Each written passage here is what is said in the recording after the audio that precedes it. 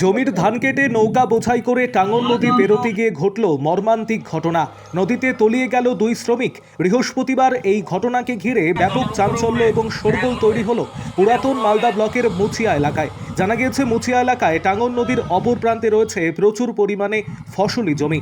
সেই জমিতে কৃষকেরা ধান চাষ করছিলেন। তাই বৃহস্পতিবার সাত সকালেই কৃষকেরা শ্রমিক লাগিয়ে সেই ধান কেটে নৌকা বোঝাই করে টাঙ্গন নদীর এপারে নিয়ে আসছিলেন। কিন্তু এপারে আসার পথে মারু টাঙ্গন নদীতে বড়সড় বিপত্তি ঘটে।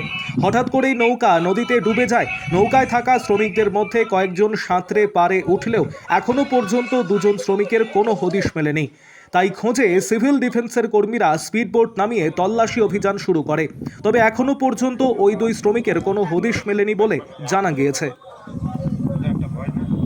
আরও আপডেট থাকতে আমাদের ভিডিও শেয়ার ও ফেসবুক পেজটিকে লাইক করে ফলো করে দিন।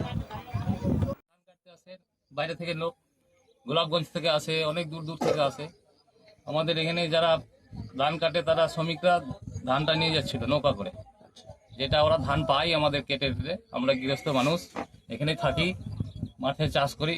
তো ওরা ধান নিয়ে যাওয়ার সময় নৌকাতে পাল্টি হয়ে যায়। পাল্টি হওয়ার পরে চারজন ছিল, দুইজন বেঁচেছে, দুইজন থেকে গেছে। এখন স্থানীয় মানুষ যারা ছিল ওরা হেল্প করেছে, রাত্রেবেলা উঠেছে, আর এখন দুজনকে পাওয়া যায় তো কিছু পাওয়া যাচ্ছে না। ডুবোরা ডুবছে, এখনো কিছু কি করতে পারিনি। জানা গেছে এই ধানের যে গোলাপগঞ্জে, তপেশ মহল্লা।